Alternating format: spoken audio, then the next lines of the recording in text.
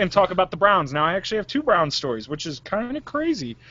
First, it's really weird to talk about the Browns this much. It is. This late in the year. Usually it's just like, unless we were talking about how bad they are, it's really weird to talk about the Browns.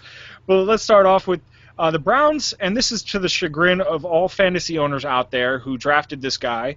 And I'm pointing the finger right at this guy right here because I drafted him in both the leagues I'm currently in, and they cut Ben Tate. Now, there was high expectations that Ben Tate would come in there and really be the workhorse in that backfield because they had 2 rookies in Crowell and West. And everybody's like, okay, Tate, you out from behind Foster's shadow. Now it's your time to shine. And he did, and then he got injured. And then he lost his starting position. And then he got cut.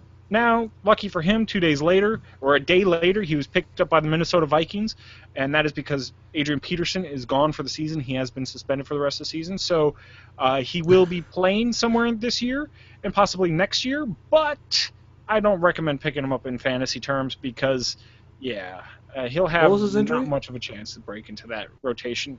It may be a little bit at best, but just stay away from him now. Now I still have yet to cut him from one of my fantasy teams. I think he's still sitting on my roster, and it's like, why am I doing that? Brian, what was his injury? Like an ankle or leg something. He was out for like 6 weeks. What, is it serious? Well, he's back. He came back. Yeah, so he actually had like a rushing game after he came back, and they're just like, our rookies are doing it fine. We can pay them a lot less money and do the same thing. So they let him go. So that's your Ben Tate story there. But then the Browns, and it probably couldn't have come at a better time. They're getting Josh Gordon back. And now this is the prolific wide receiver. Last year he led the league in reception yards and I believe touchdowns as well, and he still missed 4 games last year because he was suspended for 4 games last year. And so this year, everybody thought he was going to be suspended for the year because he violated the substance abuse policy again. But since it was for marijuana for a second time, they have since realized that, hey, a lot of states are legalizing and decriminalizing this. We don't need to treat this as such of a big crime, so they lessened his suspension for it, which I think was the right thing to do. And so instead of being 16 games, I believe he was only suspended for 12. And so he'll be back for the last couple weeks of the season, and this is probably the best time for them because they did just lose to I can't remember who they lost to, but they're 6-4. They're tied for second in the division now. I think it's a 3-way tie or something crazy like that for second.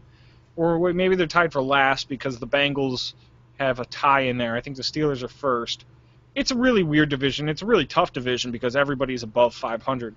Arguably the best division in football. But you have a very interesting division going on there. And they're about to get a prolific wide receiver back. So if he's available in your fantasy football league, you might as well go pick him up because he won't be a bad start. I'm honestly a little surprised that at this point they shortened his suspension. Well, they shortened it at the beginning of the season. This happened way back in the beginning because he was originally. But didn't he get the suspension earlier? Like, I'm just surprised that they. He did it in training camp. In training camp, he was suspended for the year, and then they came out with the new rule, and then they lessened his suspension.